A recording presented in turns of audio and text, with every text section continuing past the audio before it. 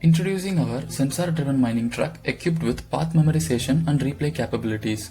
This innovative system incorporates three essential sensors: an ultrasonic sensor for detecting obstacles and providing alerts, a DHT11 sensor to monitor fog conditions and control fog lamps accordingly, a precise load cell for monitoring payload levels and indicating load limits. Together, these sensors enable autonomous operation, enhancing safety and efficiency in mining operations. When the fog level exceeds 50%, the fog lamps switch on automatically.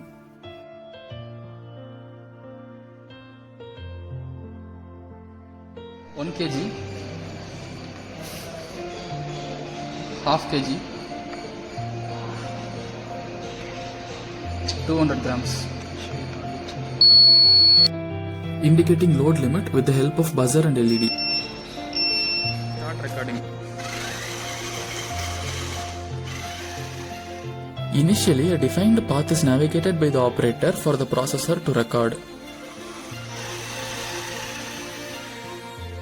Now the processor operates the truck in the same path navigated by the operator earlier.